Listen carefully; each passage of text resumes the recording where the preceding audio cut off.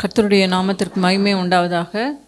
இந்த நாளிலும் கூட கிரேஸ் டிவியின் முன்பதாக அமர்ந்திருக்கிற ஒவ்வொருவரையும் இயேசு கிறிஸ்துவின் நாமத்தில் நாங்கள் வாழ்த்துதலை தெரிவித்துக் கொள்கிறேன். கண்களை மூடி நாம் ஜெபிக்கலாம். அன்பின் பிதாவே, இந்த நல்ல வேலைக்காக ஸ்தோத்திரிக்கிறோம். அப்பா, இந்த நாளிலும் கூட கர்த்தாவே, நாங்கள் தியானிக்கிற வசனத்தோட கர்த்தாவே நீங்கள் பேசும்படியாய் நாங்கள் ஜெபிக்கிறோம். நீங்கள் பேசுங்க ராஜா, நாங்கள் கேட்கிறோம் கர்த்தாவே. மீதியான நேரத்தை உம்முடைய பாதத்தில் வைக்கிறோம். இயேசு கிறிஸ்துவ நாமத்தில் ஜெபிக்கிறேன் நல்ல பிதாவே, ஆமேன்.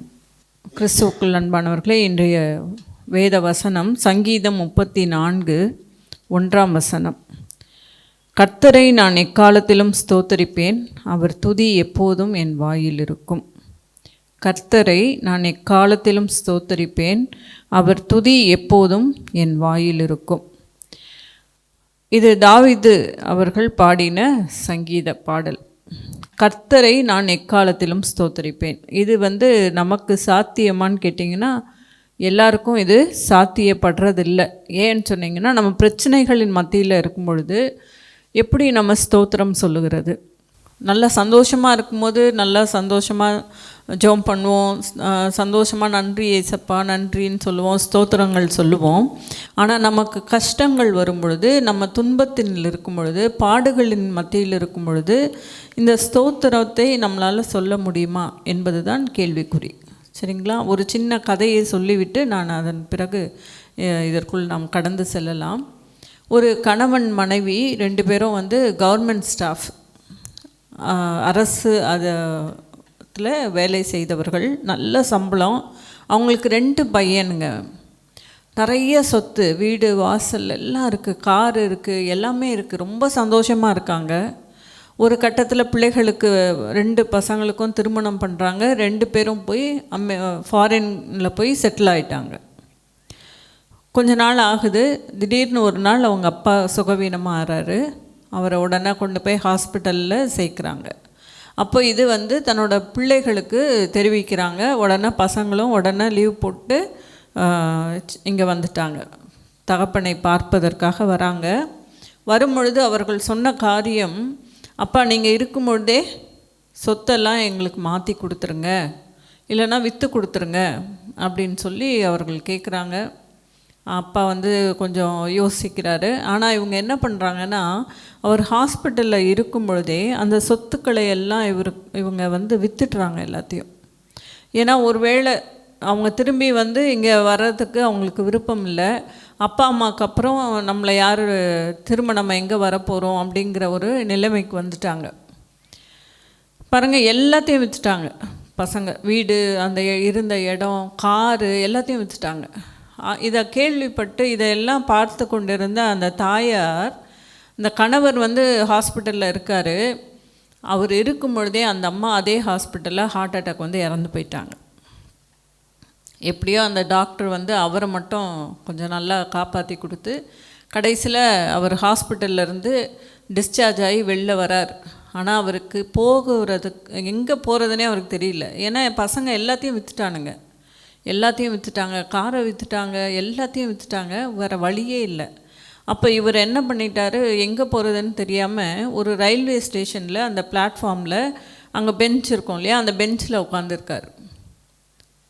அவர் உட்காந்துட்டு ஒன்றுமே பண்ணல, நல்லா டீசெண்டாக இருக்கார், நல்லா பேண்ட் ஷர்ட்லாம் போட்டிருக்காரு, ஸ்தோத்திரம் ஸ்தோத்திரம் மட்டும் சொல்கிறாராம். எவ்வளோ ஒரு எதுவுமே இல்லை அவர்கிட்ட. ஆனால் அந்த நேரத்துலேயும் அவர் துதிச்சிட்டே இருக்காராம், ஸ்தோத்திரம் கர்த்தாவே ஸ்தோத்திரம் வேறு எதுவுமே அவர் சொல்லவே இல்லையா.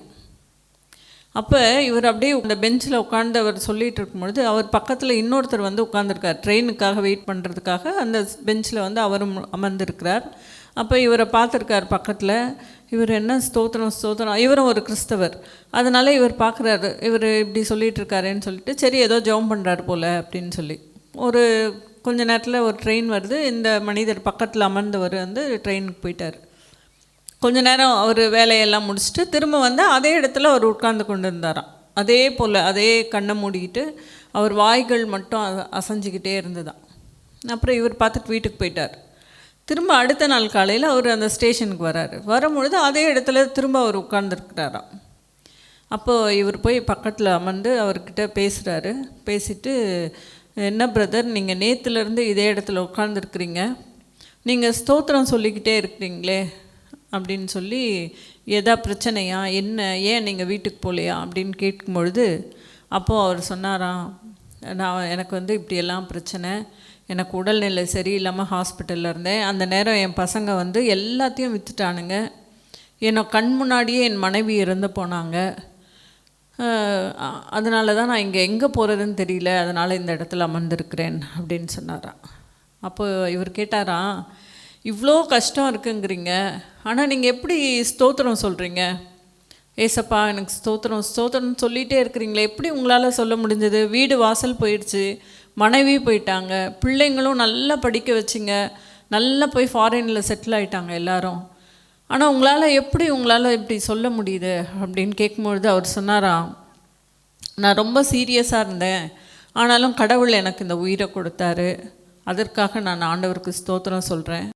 என் கண்ணு முன்னாடியே என் மனைவி இறந்து போனாங்க, அதை தாங்கிக்கிற பலனை எனக்கு கடவுள் கொடுத்தாரு. எதுவுமே இல்லை, ஆனாலும் நான் இந்த இடத்துல நல்லபடியாக உட்கார்ந்துருக்கிறேன்ல, அதற்காக தான் நான் ஆண்டவருக்கு ஸ்தோத்திரம் சொன்னேன் அப்படின்னு சொன்னாராம். அப்போ அந்த மனிதர் சொன்னாராம், அவர் கூட உட்கார்ந்து பேசினவர், பிரதர் நான் தனியாக தான் இருக்கேன், என் மனைவியும் இல்லை, இறந்துட்டாங்க, பிள்ளைகளும் இல்லை, அதனால் நீங்கள் வாங்க என் கூடன்னு சொல்லி அந்த இடத்துல அவரோட வீட்டுக்கு கூட்டிகிட்டு போனாராம். கடைசி வரைக்கும் அவங்க 2 பேரும் ஒன்றா இருந்தாங்களாம். அவர் மரித்த பிறகு அவர் தான் அடக்கம் பண்ணாராம் அந்த கூட்டிகிட்டு போனவர். ஸோ அப்படி இருக்கும்பொழுது அந்த ஸ்தோத்திரங்களை சொல்லும் பொழுது ஆண்டவர் அவருக்கென்று சொல்லி ஒரு ஆளை அனுப்பியிருக்கிறார் பாருங்கள். இதுதான் அந்த ஸ்தோத்திரத்துக்குள்ள மகிமை. அது மட்டும் இல்லை, இந்த 34ஆம் சங்கீதம் நம்ம நினச்சிக்குவோம், தாவீது அவர் ஆடு மேய்த்து கொண்டிருந்தவர், ஒரு ராஜாவாயிட்டார், அதனால் அவர் எக்காலத்திலும் எப்பொழுதும் ஸ்தோத்திரம் சொல்லுவார், ஏன்னா ராஜாவாயிட்டார் இல்லை. சின்ன ஒரு கீழே தாழ்ந்த நிலையிலிருந்து தேவன் உயர்த்தி இருக்கிறார், அதனால தான் அவர் ஸ்தோத்திரம் சொல்லியிருக்கிறார் அப்படின்னு நம்ம நினைக்கிறோம். அது மட்டும் இல்லை, ஆனால் அதில் அந்த 34ஆம் சங்கீதம் அப்படின்னு போட்டுட்டு அது கீழே ப்ராக்கெட்டில் ஒரு எத்தனை பேர் அதை படிப்பீங்கன்னு தெரில, அதில் போட்டிருக்குது, தாவீது அபிமெலேக்குக்கு முன்பாக வேஷம் மாறின போது அவனால் துரத்தி விடப்படுகையில் பாடின சங்கீதம். அதாவது தாவீது எவ்வளோ பெரிய இக்கட்டில் இருந்தாரோ அந்த சமயம் பாடின பாடல் இது. சும்மா ஒரு ராஜா மாதிரி அரண்மனையில் உட்கார்ந்துருக்கும் போது பாடின பாடல் இல்லை இது அப்படின்றத குறித்து தான் இந்த நம்ம யோசிக்க போகிறோம். அதுக்கு முன்பாக பார்த்திங்கன்னு சொன்னால் நிறைய இடங்களில் கர்த்தரை நம்ம எப்படி ஸ்தோத்தரிக்கணும்னு நிறைய இடங்களில் இந்த பாடல்கள் இருக்குது. இருந்தாலும் இதில் பார்த்திங்கன்னு சொன்னால் தாவீது எப்படி இருந்த நிலைமையில் இப்படி அவர் இந்த பாடலை பாடினார் அப்படிங்கிறதுக்காக ஒரு சின்ன விளக்கத்தை மட்டும் நான் உங்களுக்கு சொல்ல விரும்புகிறேன். தாவீது கோலியாத்தை கொல்றாரு இல்லையா, அப்போது உடனே அந்த நேரத்தில் சவுல் தான் அந்த இடத்துல ராஜாவாக இருந்தார். அப்போது சவுல் என்ன பண்ணாருன்னா தாவீதை தன்னோட படையில் இணைத்து கொண்டார். இப்படிப்பட்ட ஆட்கள் தான் எனக்கு வேணும், நீ என் கூட வாங்க அப்படின்னு சொல்லி. அப்போது அந்த சமயம் இவர் கோலியாத்தை வீழ்த்தின உடனே சவுலோட பையன் ஒருத்தர் இருக்கார், யோனத்தான்னு சொல்லிட்டு, அவரும் தாவீதும் ரொம்ப க்ளோஸ் ஃப்ரெண்ட்ஸ் ஆகிட்டாங்க. ரொம்ப உயிரை போல சிநேகித்தான்னு வேதத்தில் இருக்கிறது. யோனத்தான் அவனை தன் உயிரை போல சிநேகித்தான், 1 சாமுவேல் 18ஆம் அதிகாரத்தில் வருது. அப்போ 2 பேரும் ரொம்ப க்ளோஸ் ஆகிட்டாங்க. ஆனால் அவங்க எல்லாம் முடிச்சுட்டு, அதாவது அந்த சண்டையெல்லாம் முடிச்சுட்டு பெலிஸ்தர் ஓடி போயிட்டாங்க. அதன் பிறகு இவர்கள் அரண்மனைக்கு ராஜா கூப்பிட்டு வர்றாரு. தாவீது கூட்டிகிட்டு வரும்போது அங்கே இருக்கிற பெண்கள்லாம் நிறைய நடனம் ஆடி அவர்களை பாடி அவங்கள வரவேற்கிறாங்க. ஏன்னா ஒரு பெரிய யுத்தத்தை முடிச்சுட்டு வராங்க இல்லையா, அப்போ கொண்டாட்டங்கள்லாம் நடக்கும். அப்படி நடக்கும் பொழுது அந்த இடத்துல எல்லாரும் என்ன பாடுறாங்கன்னா, சவுல் கொன்றது 1000, தாவீது கொன்றது 10000 சொல்லி பாடுறாங்க. இதை கேட்ட உடனே சவுலுக்கு பயங்கர கோபம் வந்துடுது. ஒரு ராஜா நான், எனக்கு 1000ன்னு பாடுறாங்க, இப்போ தான் இவன் ஒரே ஒருத்தனை கொன்னா, இவனுக்கு 10000ன்னு பாடுறாங்களேன்னு அவருக்கு ரொம்ப பொறாமை வந்துடுச்சு தாவீது மீது. அப்போது இவர் என்ன பண்ணுறாரு, அந்த தாவீதை ஒழிக்கிறதுக்கு என்னென்ன பிளான் பண்ணணுமோ எல்லாவற்றையும் அவர் பண்ணுறாரு. அப்போ ஒரு நாள் வந்து ஃபஸ்ட்டு என்ன பண்ணுறாருனா, தன்னுடைய மகளை அவனுக்கு கொடுக்கறதுக்கு, மீகாள் அவரோட சவுலோட மகள், அந்த பெண்ணை வந்து தாவீதுக்கு வந்து மனைவியாக்குறதுக்கு இவர் யோசனை பண்ணுறாரு. எப்படியாச்சும் வந்து கல்யாணம் பண்ணி கொடுத்துட்டு இவனை அப்படியே கொண்டுடலாம் அப்படின்லாம் ஏதோ ஒரு பிளான் எல்லாம் பண்ணுறாரு. அப்போது அதே மாதிரி அவர் திருமணத்துக்கு ஓகேன்னு சொல்லலை இவர். ஏன்னா இவருக்கு வந்து பயப்படுறாரு. தாவீது சொல்கிறாரு, நான் ரொம்ப தாழ்ந்தவன், நான் ரொம்ப ஆடு மேய்த்து கொண்டிருந்தவன், எனக்கு போய் உங்கள் மருமகனை ஆக்கிறதுக்கு எனக்கு உடன்பாடு இல்லைங்கிற மாதிரி தாவீது சொல்லும் பொழுது, இவர் காதுபட பேசுவதற்கு காவலாளிகளெல்லாம், அந்த வேலைக்காரர்களெல்லாம் நியமிக்கிறாரு. எப்படின்னா, தாவீது முன்னாடி போயிட்டு, நீ வந்து உனக்கு ராஜாவுக்கு வந்து உன்னை ரொம்ப பிடிக்கும் பாரு, அவர் பொண்ணையே உனக்கு கொடுக்கறதுக்கு இது பண்ணுறாருல, அதனால் நீ கல்யாணம் பண்ணிக்கோ அப்படி இப்படின்னு அவர் மனசை மாற்றுறாங்க, தாவீதோட மனசை. சரி, இவரும் ஓகேன்னு சொல்லிட்டாரு. சரி, நானும் பண்ணுறேன்னு. ஆனால் அந்த சவுலோட மகளும் தாவீதை விரும்பினதுனால ராஜாவும் இது நல்லா சூப்பர் ஐடியா, சரி கல்யாணம் பண்ணி கொடுத்துடலாம் அப்படின்னு. அப்போ இந்த ராஜா என்ன யோசிக்கிறாருன்னா, இப்போ பரிசம் நிச்சயம் பண்ணுவாங்க இல்லையா, நிச்சயம் பண்ணும் பொழுது அவர் சொல்கிறாரு, ஒரு 100 பெலிஸ்தருடைய நுனித்தோலை நீங்கள் கொண்டு வா, அப்போ தான் நான் உனக்கு கல்யாணம் பண்ணி வைப்பேன் அப்படின்னு சொல்கிறாரு. அப்படி என்ன காரணம்னா, இவர் தாவீது போகும்போது 100 பெலிஸ்தர்கள் வந்தாங்கன்னா இவரை சாகடிச்சிருவாங்க, எப்படியும் அவன் செத்து போயிடுவான் அப்படிங்கிற ஒரு கணக்கில் தான் அனுப்புகிறாரு. ஆனால் கர்த்தர் தாவீது கூட இருந்ததுனால 200 பெலிஸ்தர் அவங்களோட சண்டை போட்டு அந்த நுனித்தோலை கொண்டு வந்து கொடுக்குறாராம். இப்போ ராஜா கல்யாணம் பண்ணி கொடுத்துட்டாரு. ஆனாலும் இவருக்கு வந்து அந்த விருப்பமே இல்லை. தாவீது மேலே ரொம்ப பொறாமை, அவனை எப்படியாச்சும் கொண்டுடணும்னு சொல்லி.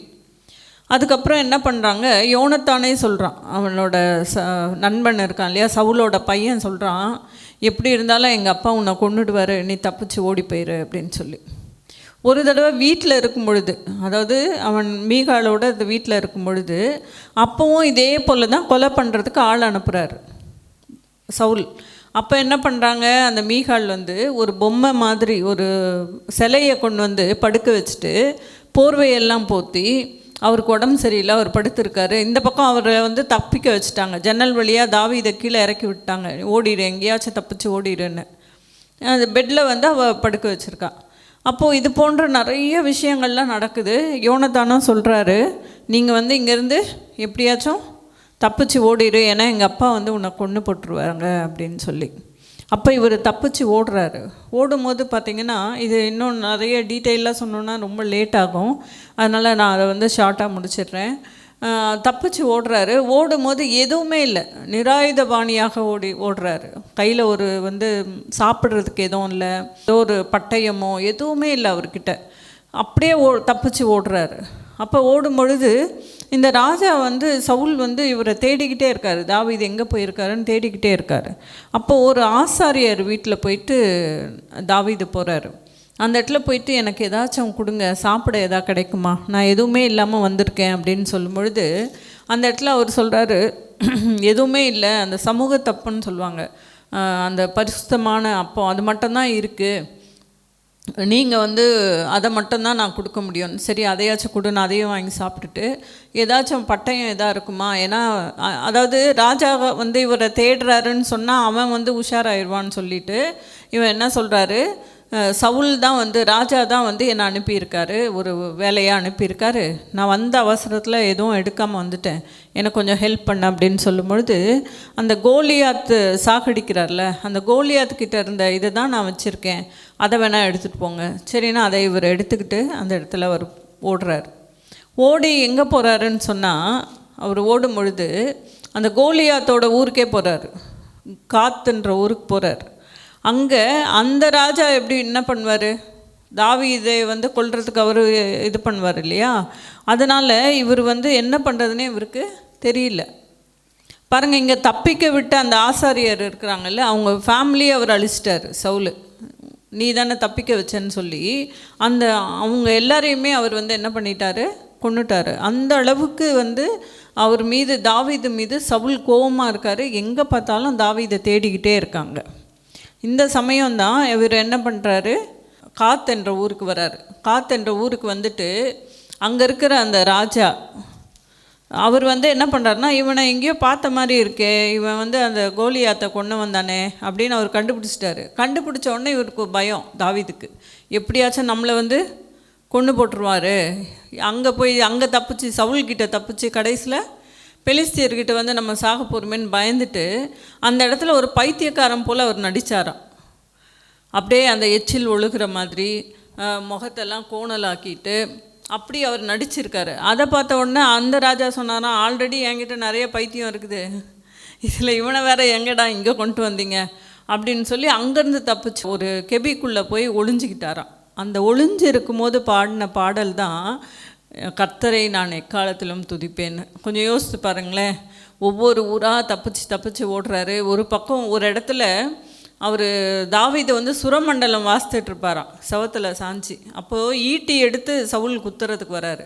டக்குன்னு இவர் ஒதுங்கின உடனே அந்த ஈட்டி வந்து சவத்தில் பட்டுருச்சு, இவர் மேலே படலை. அங்கேருந்து தப்பிச்சு ஓடி வரார். இப்படி ஏகப்பட்ட கொலை மிரட்டல் அவருக்கு.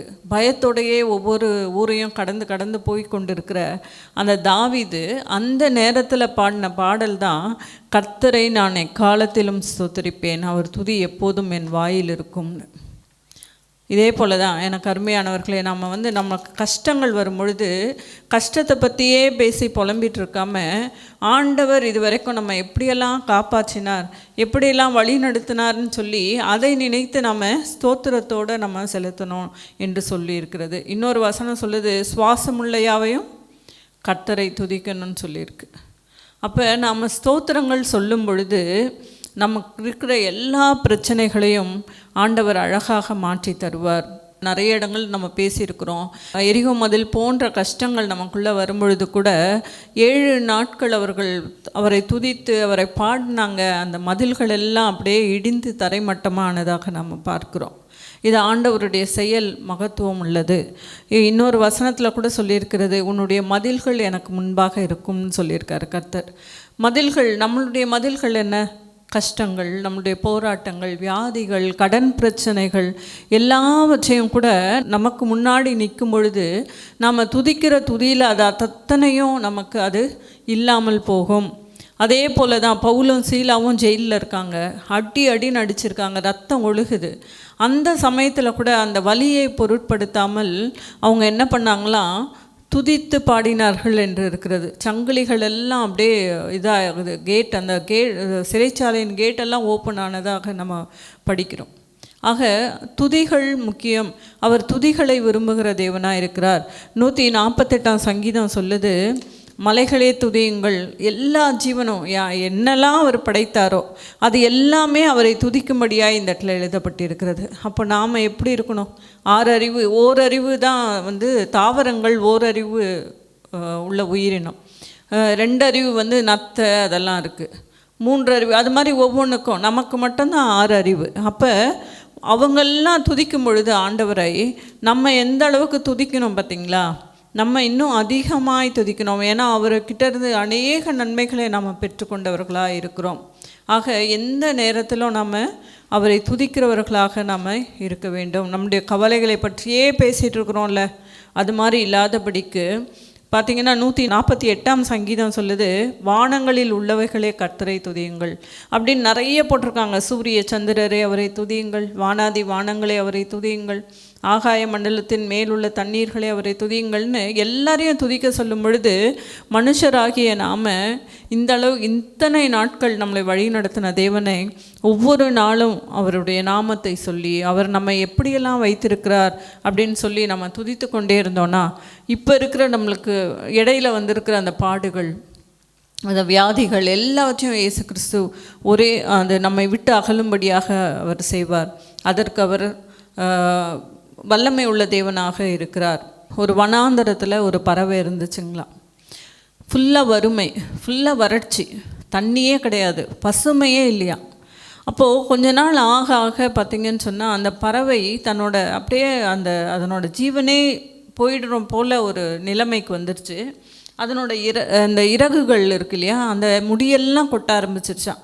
அப்படி ரொம்ப கஷ்டப்பட்டுட்டு இருக்குது, வலி ஒரு பக்கம். அதால் பறந்து போய் இன்னொரு ஊருக்கு போகிறது கூட அதுக்கு முடியலையா, அவ்வளோ வெயில் அடிக்குது. அப்போது அந்த நேரத்தில் ஒரு புறா வந்து அந்த பக்கமாக வந்துதான். அது புறா எப்படியுமே ரொம்ப தூரம் பிரயாணப்படும் இல்லையா, அந்த புறா அப்படி போகும் பொழுது அந்த புறா வந்து வனாந்தரத்தில் இந்த பறவை இருக்கிறதை அந்த புறா பார்க்குது.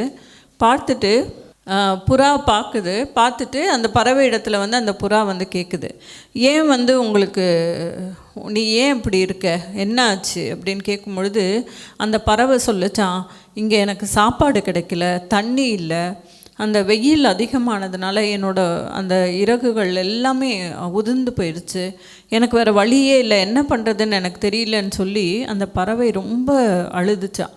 அப்போ நீ எங்கே போகிற, இந்த வழியாக நீ எங்கே வந்த அப்படின்னு கேட்கும் பொழுது அந்த புறா சொல்லிச்சான், நான் வந்து மேலே போகிறேன், நான் போயிட்டு தேவதூதர்களையும் ஆண்டவரையும் நான் பார்க்க போகிறேன் அப்படின்னு சொல்லிச்சான். அப்போ இந்த பறவை ஒரு வார்த்தை சொல்லிச்சான், சரி நீ போகிறல்ல, போகும்பொழுது எனக்கு இன்னும் எத்தனை நாளைக்கு தான் இந்த பாடுன்னு கேட்டுட்டு வா கடவுள்கிட்ட போயிட்டு, சீக்கிரம் இந்த பாடுகள் முடிஞ்சிருமா இல்லை இன்னும் கொஞ்சம் நாளைக்கு இருக்குமா அப்படின்னு சொல்லி கேட்டுட்டு வந்து சொல்லு அப்படின்னு சொல்லிச்சா. அப்போ இந்த புறா வந்து நேராக மேலே போகுது, அங்கே ஏஞ்சல்ஸ் கிட்டெல்லாம் கேட்குது, இது மாதிரி நான் வர வழியில் ஒரு பறவையை பார்த்தேன், ரொம்ப கஷ்டப்பட்டுட்ருக்குது, அதுக்கு எத்தனை நாளைக்கு தான் இந்த பாடுகள் அப்படின்னு கேட்கும்பொழுது அந்த ஏஞ்சல் சொன்னாங்களாம், இன்னும் 10 வருஷம் அதுக்கு அப்படி தான் இருக்கும் அப்படின்னு. நிறைய பேர் சொல்லுவாங்கள்ல, இந்த ஜோதிடம் பார்க்குறவங்க 7.5 சனி பிடிச்சிருந்தா 7.5 வருஷம் இருக்கும்னு, அது மாதிரி அந்த ஏஞ்சல் சொல்லி அனுப்பிக்கிறாங்க போல். 10 வருஷத்துக்கு இன்னும் பாடுகள் இருக்கும், அதுக்கப்புறம் தான் அந்த பறவைக்கு சரியாகும்னு. இதை போய் நான் எப்படி சொல்லுவேன், அதுவே சாகிற மாதிரி இருக்குது, அதுக்கிட்ட போய் உனக்கு இன்னும் 10 வருஷம் பாடுன்னு நான் எப்படி சொல்லுவேன் அப்படின்னு அந்த புறா கேட்டுச்சான். அப்போ அவங்க சொன்னாங்களாம், நீ அதெல்லாம் சொல்லாத, நீ போய் சொல்லு, தேங்க்யூ காட் ஃபார் எவ்ரிதிங், எல்லாவற்றிற்கும் நன்றி மட்டும் சொல்லு, டெய்லி சொல்லிக்கிட்டே இருக்க சொல்லு, எல்லா நேரமும் சொல்லு, கடவுளுக்கு நன்றி அப்படின்னு மட்டும் சொல்லு அப்படின்னு சொல்லிச்சான். உடனே அந்த புறா வந்து சொல்லிச்சான், இங்கே பாரு, அந்த பறவை கிட்ட சொல்லிச்சான், நீ டெய்லி எப்பொழுதுமே நீ எதை பற்றியும் யோசிக்காத, தேங்க்யூ காட் ஃபார் எவ்ரிதிங், எல்லாவற்றிற்கும் கர்த்தருக்கு நன்றின்னு மட்டும் சொல்லிக்கிட்டே இரு அப்படின்னு சொல்லிச்சான். அப்போ இந்த பறவையும் அதையே சொல்லிக்கிட்டே இருந்துதான். பாருங்கள், இதனோட நன்றியை கேட்டு இவ்வளோ கஷ்டப்படுது, ஆனாலும் நமக்கு நன்றி சொல்லுதேன்னு கடவுள் பார்த்தாராம். அவருக்கு ரொம்ப பாவமாகிடுச்சான், பாவம் இது இவ்வளோ கஷ்டப்படுது ஆனாலும் நன்றி சொல்லுதே நமக்கு, எவ்வளோ நல்ல இது இல்லை அப்படின்னு சொல்லி ஒரு 10 நாளில் பார்த்திங்கன்னா லைட்டாக ஒரு மழை தூறல் விழுந்துச்சான். அப்படியே கொஞ்சம் கொஞ்சமாக தூறல் வர வர அங்கங்கே புல் முளைக்க ஆரம்பிச்சுதான். புல் வந்த உடனே அந்த பூச்சிகள்லாம் வரும் இல்லையா, அப்படியே வந்த உடனே இந்த பறவைக்கு தீனியெல்லாம் கிடச்சிது, தண்ணி கிடச்சிது. அந்த இடத்துல ஒரு சின்ன ஒரு பள்ளத்தில் தண்ணி தேங்கி நிற்கும் போது அதில் போய் அது விளையாடுற அளவுக்கு தெம்பு வந்துடுச்சு. கொஞ்சம் கொஞ்சமாக அந்த என்னோட புது இறகுகள்லாம் முளைக்க ஆரம்பிச்சுதான். இது வந்து ஒரு கதை தான், ஆனால் இதில் அவ்வளவு உண்மைகள் இருக்குது பாருங்கள். கடவுளை நாம் அனுதினமும் ஸ்தோத்திரங்கள் சொல்லும் பொழுது நம்மளுடைய கஷ்டங்கள், நம்முடைய பாரங்கள் எல்லாவற்றையும் கர்த்தர் நம்மக்கிட்ட இருந்து விலக்கி நம்ம வந்து ஒரு நல்ல செழுமையான இடத்திற்கு ஆண்டவர் நம்மளை வழி நடத்துவார். நம்ம ஜெபிக்கலாம். அன்பின் பிதாவே, இந்த நல்ல வேலைக்காக ஸ்தோத்திரிக்கிறோம் அப்போ. அந்த கேட்ட வசனத்தை போல ராஜா, நாங்கள் எக்காலத்திலும் கர்த்தாவே உம்மை ஸ்தோத்திரிக்க அப்பா, உம்முடைய நாமங்களை சொல்லி நாங்கள் ஸ்தோத்திரம் பண்ண நீங்கள் உதவி செய்யுங்க ராஜா. எங்கள் மத்தியில் இருக்கிற எல்லா பாடுகளும் கர்த்தாவே அதன் மூலமாக நீங்கும் என்று நாங்கள் விசுவாசிக்கிறோம் ராஜா. கர்த்தாவே, இன்னும் கர்த்தாவே, நாங்கள் ஜெபிக்க போகிற ஜெபங்களே அப்பா நீங்கள் கேட்கிறவராக இருக்கிறபடினாலே ஸ்தோத்திரிக்கிறோம். கிரேஸ் டிவியின் முன்பதாக அமர்ந்திருக்கிற ஒவ்வொரு குடும்பங்களையும் உங்களுடைய பாதத்தில் வைக்கிறோம் ராஜா. நீங்கள் ஆசீர்வதிங்க, அவங்களுடைய எல்லா தேவைகளையும் நீங்கள் சந்திங்க ராஜா. சுகவீனமாக இருந்தார்கள் என்றால் நீங்கள் சுகத்தையும் பலத்தையும் கொடுங்க ராஜா. ஒருவேளை கடன் பிரச்சனையில் இருப்பாங்கன்னா கர்த்தாவே, அந்த கடன்களை எடுத்து போட்டு ராஜா மற்றவர்களுக்கு கடன் கொடுப்பவர்களாய் நீங்கள் மாற்ற போகிறதுக்காக உமக்கு நன்றி செலுத்துகிறோம் சுவாமி. அப்பா, ஒவ்வொருடைய குழந்தைகளையும் நாங்கள் கர்த்தாவே உம்முடைய இடத்துல ஒப்படைக்கிறோம் ராஜா. குழந்தைங்களுக்கு வேண்டிய ஞானத்தையும் அறிவையும் ஞாபக சக்தியும் கொடுங்க ராஜா. அப்பா கர்த்தாவே, குழந்தைகள் கர்த்தாவே மொபைல்லையும் கர்த்தாவே டிவிலையும் அப்பா தன்னுடைய நேரத்தை செலவிட்டு கொண்டிருக்கிறத நீ அறிவீர் சுவாமி. அப்படி இல்லாதபடிக்கு அப்பா நீங்கள் பிள்ளைகளை காத்துக்கொள்ளும்படியாய் நாங்கள் ஜெபிக்கிறோம் சுவாமி. ஏசப்பா, பெண் குழந்தைகளுக்காக வருகிறோம் சுவாமி. அப்பா, அந்த வாலிப பெண் குழந்தைகள் தொடர்ந்து கர்த்தாவே நாங்கள் சேனல் அந்த டிவி நியூஸில் பார்க்கும்போதும் பேப்பரில் பார்க்கும்பொழுதும் கர்த்தாவே அநேக பிள்ளைகள் தவறான வழியில் போய் அப்பா மரித்து போகிறதை நாங்கள் அறிகிறோம் ராஜா. சமீபத்தில் கூட கர்த்தாவே கோயம்புத்தூரில் கர்த்தாவே ஒரு பெண்ணை அப்படியே உயிரோடு எரித்திருக்கிறாங்க ராஜா. அப்பா எத்தனை பெண் பிள்ளைகளுக்கு கர்த்தாவே பாதுகாப்பே இல்லை ராஜா. அப்பா கர்த்தாவே அந்த குழந்தைகளுக்கு கூட கர்த்தாவே ஞானத்தை கொடுங்க ராஜா. பெற்றோர்கள் சொல் பேச்சை கேட்கும்படியான பிள்ளைகளாய் கர்த்தாவே நீங்கள் மாற்றுங்க ராஜா. அது மட்டும் இல்லை சுவாமி, உண்மை அறிந்தவர்களாக இருந்தாலே கர்த்தாவே அப்பா அந்த பிள்ளைகள் நல்லபடியாய் வளருவாங்கன்னு நாங்கள் விசுவாசிக்கிறோம் ராஜா. ஒவ்வொரு பிள்ளைகளும் உண்மை அறிந்த பிள்ளைகளாக மாற நீங்கள் உதவி செய்யுங்க ராஜா. எங்களோட கர்த்தாவே இந்த கிரேஸ் டிவியின் முன்பதாக அமர்ந்திருக்கிற ஒவ்வொரு முதியவர்களை கூட உங்களுடைய பாதத்தில் வைக்கிறோம். அப்பா ஒவ்வொருவருக்கும் கர்த்தாவே இந்த வயதான காலத்தில் நீங்கள் பலனை கொடுங்க ராஜா. உங்களுடைய சத்துவத்தை நீங்கள் கொடுக்கும்படியாய் நாங்கள் ஜெபிக்கிறோம் ராஜா. கர்த்தாவே மீதியான எல்லாவற்றையும் கர்த்தாவே உங்களுடைய பாதத்தில் வைக்கிறோம் ராஜா. நீங்களே பொறுப்பெடுத்து கொள்ளுங்க. இயேசு கிறிஸ்துவ நாமத்தில் ஜெபிக்கிறேன் நல்ல பிதாவே, ஆமேன். என் ஆத்மாவே கர்த்தரை ஸ்தோத்திரி, என் முழு உலகமே பரிசுத்த நாமத்தை ஸ்தோத்திரி. என் ஆத்மாவே கர்த்தரை ஸ்தோத்திரி, கர்த்தர் செய்த சகல உபகாரங்களையும் மறவாதே. ஆமேன்.